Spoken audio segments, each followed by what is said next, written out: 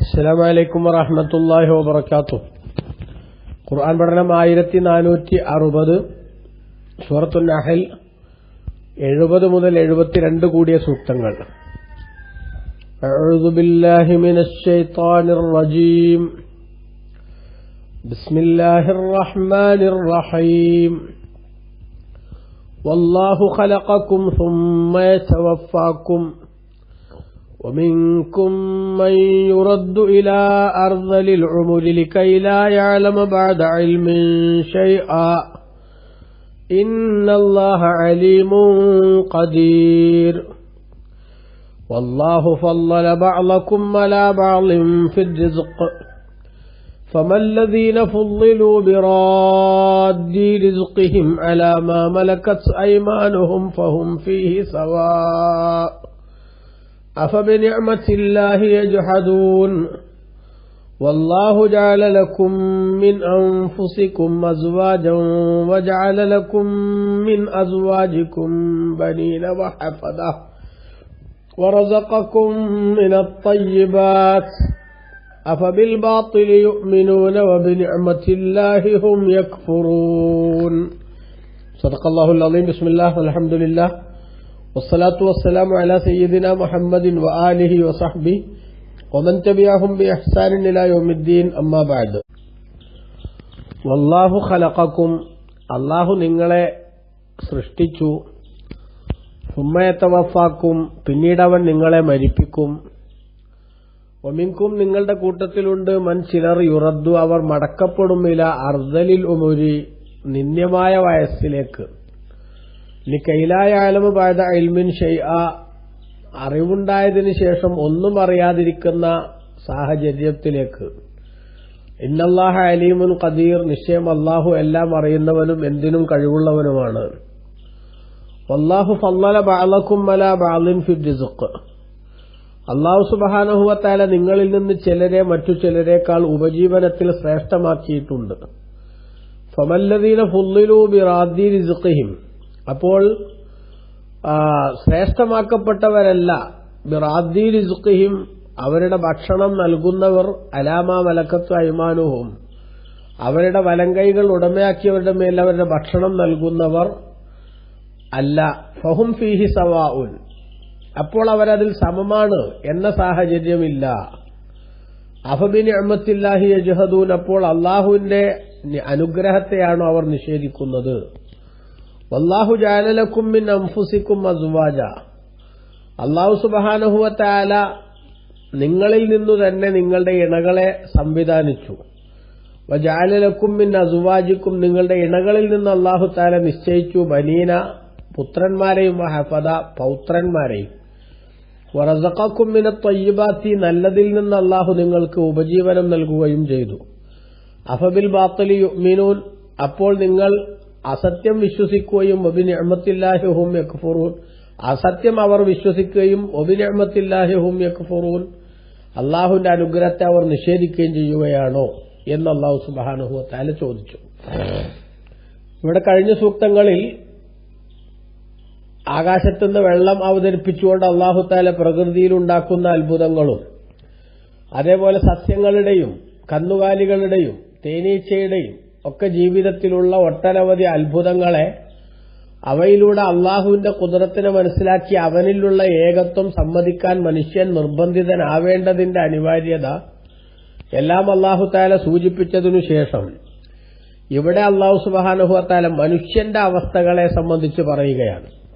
മനുഷ്യന്റെ അവസ്ഥകളിൽ അവന്റെ ജീവിതത്തിൽ വരുന്ന ഭാവമാറ്റങ്ങൾ, അവന്റെ ജീവിതത്തിൽ വരുന്ന വ്യത്യസ്തമായിട്ടുള്ള ഡെവലപ്മെന്റുകൾ, അതേപോലെ തന്നെ തിരിച്ചടികൾ, അതുപോലെയുള്ള സംഗതികൾ അത് അല്ലാഹു ഇവിടെ വിശദീകരിക്കുകയാണ്.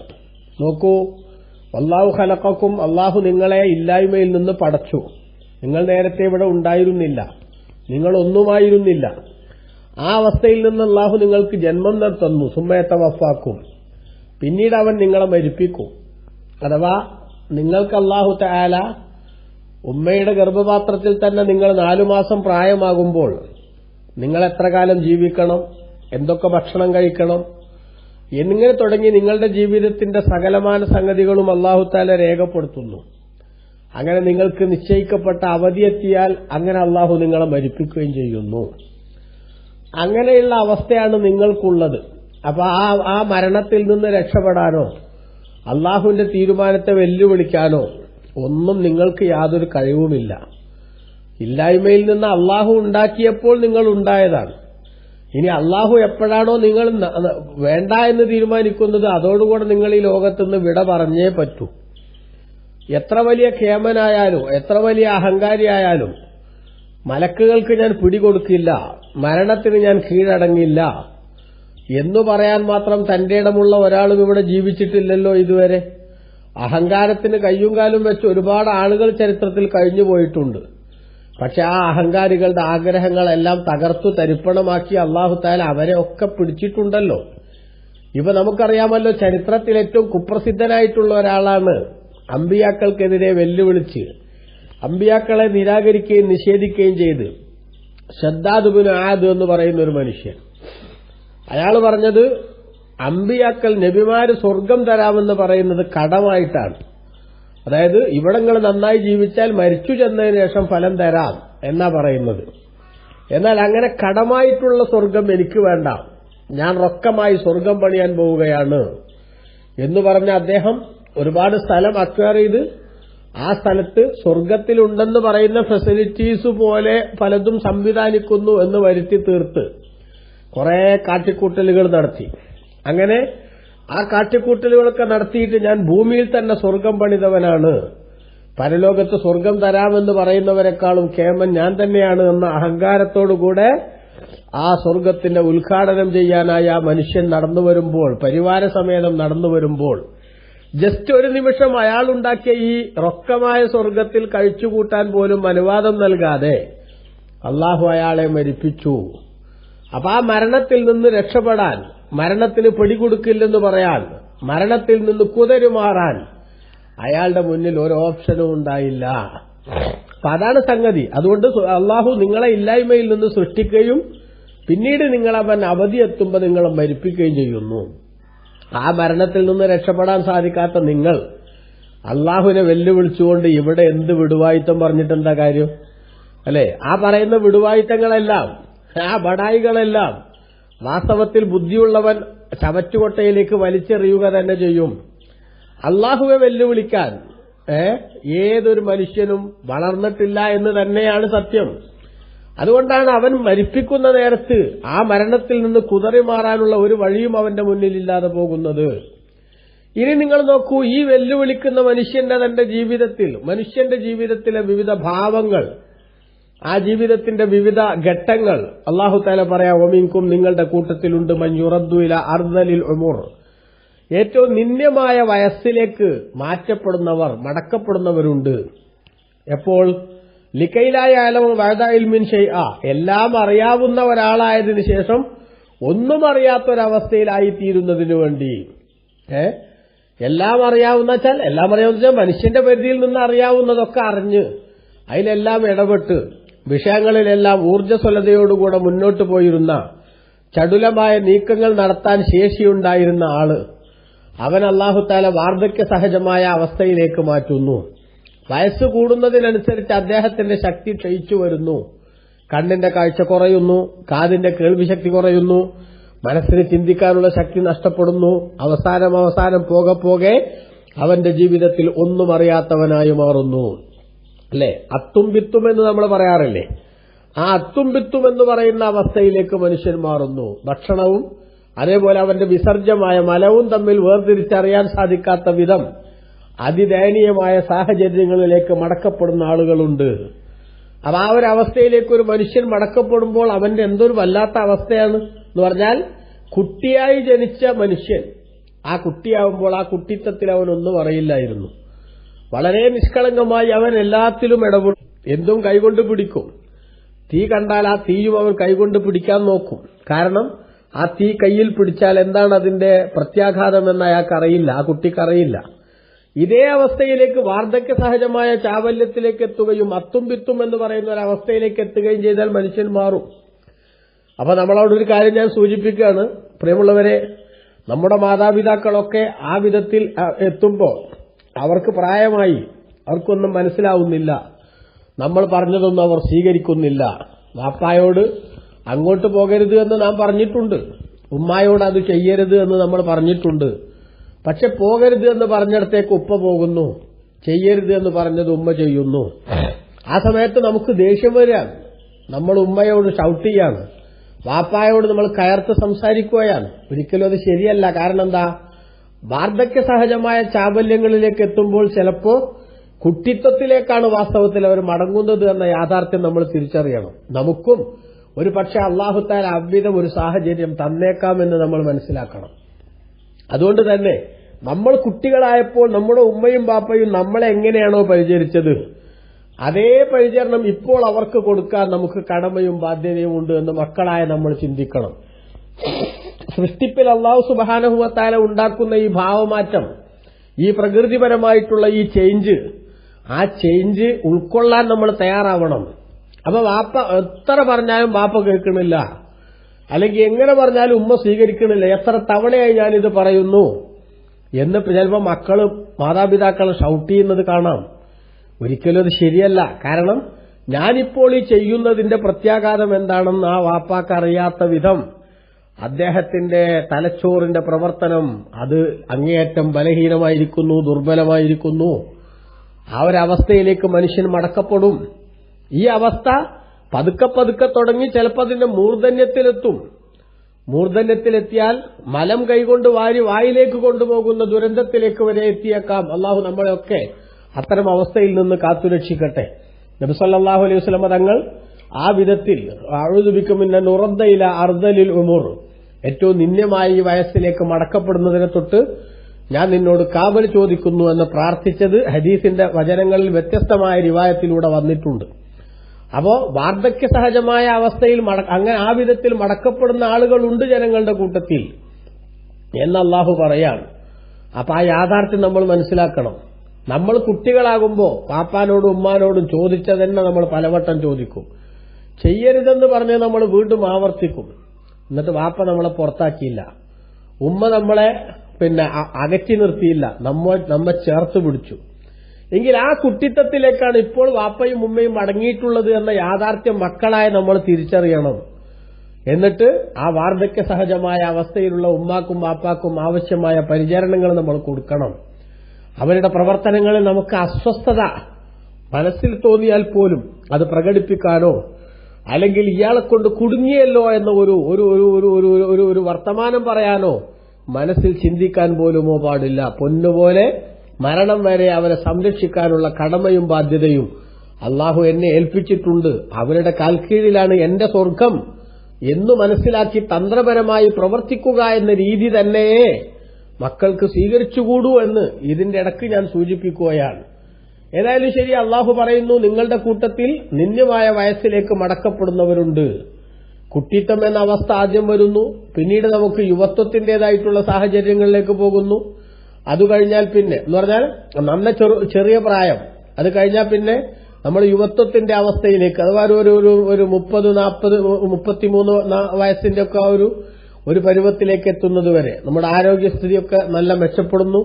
ഒരു 40 വയസ്സുവരെയൊക്കെ നല്ല മെച്ചൂരിറ്റിയുള്ള ആ ഒരു ശൈലിയിലേക്ക് നമ്മൾ എത്തുന്നു.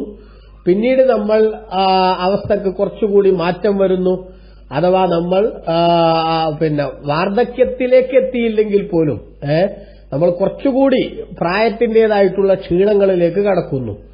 ഒരു 60 കഴിയുമ്പോഴേക്ക് നമ്മൾ വയസ്സന്മാർ എന്ന പരുവത്തിലേക്ക് മാറുന്നു. അപ്പൊ ആ മാറുമ്പോൾ ഒട്ടനവധി മാറ്റങ്ങൾ നമുക്കുണ്ടാകുന്നുണ്ട്. ആ മാറ്റങ്ങളെക്കുറിച്ച് നമ്മൾ ആലോചിക്കുകയും ചിന്തിക്കുകയും വേണം. ഇത് അല്ലാഹു തആല നമ്മളോട് പറയാണ്. അപ്പൊ അള്ളാഹുവിനെ വെല്ലുവിളിക്കുന്ന ആളുകളും ഇങ്ങനെ മാറുന്നു, അവരും ആ വിധത്തിൽ ആക്കപ്പെടുന്നു. അതിനെ പ്രതിരോധിക്കാനോ അതിൽ നിന്ന് രക്ഷപ്പെടാനോ അവരുടെ മുന്നിൽ വഴിയൊന്നുമില്ലല്ലോ. എങ്കിൽ പിന്നെ ഈ മനുഷ്യൻ, ഇത്രയും ദുർബലനായ മനുഷ്യൻ എങ്ങനെ അള്ളാഹുവിനെ വെല്ലുവിളിക്കുന്നത് എന്നാണ് ഈ പറഞ്ഞതിന്റെ ചുരുക്കം. അതാണ് ഇന്നല്ലാഹ അലീമുൻ ഖദീർ, അള്ളാഹു എല്ലാം അറിയുന്നവനും അവൻ തീരുമാനിച്ച് നടപ്പാക്കാൻ കഴിവുള്ളവനുമാണ്. എന്നിട്ട് അള്ളാഹു പറഞ്ഞു, വല്ലാഹു ഫളല ബഅലക്കും അലാ ബഅലിൻ ഫി റിസ്ഖ്, അള്ളാഹു സുബ്ഹാനഹു വ തആല ഉപജീവനം നൽകുന്നതിൽ നിങ്ങളിൽ ചിലരെ മറ്റു ചിലരെക്കാൾ ശ്രേഷ്ഠമാക്കിയിട്ടുണ്ട് എന്ന് പറഞ്ഞാൽ ജീവിപ്പിക്കുകയും മരിപ്പിക്കുകയും ചെയ്യും. വയസ്സിന്റെ വിഷയത്തിൽ വ്യത്യസ്തമായിട്ടുള്ള കാഴ്ചപ്പാടുണ്ടാകും. എന്ന് പറഞ്ഞപ്പോ എല്ലാവരും ഒരേ വയസ്സുവരെ ജീവിക്കുകയല്ല, ഒരേ ആരോഗ്യസ്ഥിതി നിലനിൽക്കുകയല്ല എന്നതുപോലെ തന്നെ എല്ലാവർക്കും ഒരേ രൂപത്തിലുള്ള ആഹാരവും അതേപോലെ തന്നെ സാമ്പത്തിക സ്ഥിതിയുമല്ല അള്ളാഹു നൽകുന്നത്. ചിലർ ധനികന്മാരായിരിക്കും, ചിലർ ദരിദ്രന്മാരായിരിക്കും, ചിലർ പണക്കാരായിരിക്കും, ചിലർ പാവപ്പെട്ടവരായിരിക്കും, ചിലർ ഉടമകളായിരിക്കും, മറ്റു ചിലർ അടിമകളായിരിക്കും. ഈ വിധത്തിൽ ശ്രേഷ്ഠതയുള്ളവരും ശ്രേഷ്ഠത കുറഞ്ഞവരും എന്ന അർത്ഥത്തിൽ വിവിധ കാറ്റഗറിയായി തന്നെയാണ് അല്ലാഹു തആല നിങ്ങളെ സൃഷ്ടിച്ചിരിക്കുന്നത്.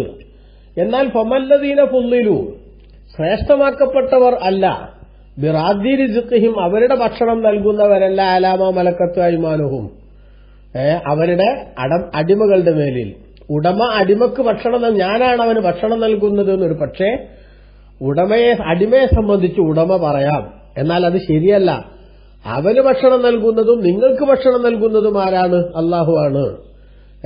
അങ്ങനെ ശ്രേഷ്ഠമാക്കപ്പെട്ടവർ അവരുടെ അടിമയുടെ മേലിൽ ഭക്ഷണം നൽകിയിട്ട് ഫഹും ഫീഹി സവാഉൻ, ആ ഭക്ഷണത്തിൽ അവർ സമമാണ് എന്ന അവസ്ഥ അതവർ സമ്മതിക്കില്ല. ഇവിടെ രണ്ട് രൂപത്തിൽ ഇതിന് അർത്ഥമുണ്ട്. ഒന്ന് ഇവിടെ പറയുന്നത്, നിങ്ങൾക്ക് നാം ഭക്ഷണം നൽകിയതിൽ നിന്നാണ് നിങ്ങൾ ആർക്ക് നൽകുന്നത്? നിങ്ങളുടെ അടിമകൾക്ക് നൽകുന്നത്. അതുകൊണ്ട് ആ ഭക്ഷണത്തിൽ നിങ്ങൾ രണ്ടുപേരും സമമാണ് എന്ന് അല്ലാഹു തആല പറയാണ്. ഇതാണ് ഒരു വ്യാഖ്യാനം. അതായത് ഞാനാണ് എന്റെ അടിമക്ക് ഭക്ഷണം കൊടുത്തത് എന്ന് നിങ്ങൾ പറഞ്ഞാലും നിങ്ങൾക്ക് ആ ഭക്ഷണം കൊടുക്കാനുള്ള കഴിവ് അല്ലാഹുവാണ് തന്നത്. അതുകൊണ്ട് തന്നെ ആ അടിമയും ഉടമയും വാസ്തവത്തിൽ ആ ഭക്ഷണത്തിൽ സമന്മാരെന്നെയാണ്. രണ്ടാൾക്കും അല്ല തന്ന ഭക്ഷണമാണ്. പക്ഷെ ഒരാളുടെ കയ്യിലൂടെ മറ്റയാളിലേക്ക് എത്തിക്കുന്ന ഒരു കെയർ ഓഫ് അല്ലാഹു തആല ഉണ്ടാക്കിയെന്ന് മാത്രമേ ഉള്ളൂ. ഇതാണ് ഒരർത്ഥം. നിങ്ങളിലൂടെ ഭക്ഷണം നൽകപ്പെടുന്ന നിങ്ങൾ അടിമകൾക്ക് ഭക്ഷണം നൽകുമ്പോൾ അവരും നിങ്ങളും സമമാണ്, ശ്രേഷ്ഠമാക്കപ്പെട്ട നിങ്ങൾക്ക് പ്രത്യേകതയൊന്നുമില്ല എന്നാണ് ഒരർത്ഥം. മറ്റൊരർത്ഥം, നിങ്ങൾ അടിമകൾക്ക് ഭക്ഷണം നൽകുമ്പോൾ ആ അടിമയും ഞാനും ഇതിൽ സമന്മാരാണ്, ഞങ്ങൾക്ക് രണ്ടുപേർക്കും ഒരേ അധികാരമാണ് എന്ന് നിങ്ങൾ സമ്മതിക്കുമോ? അത് നിങ്ങൾ സമ്മതിക്കില്ല.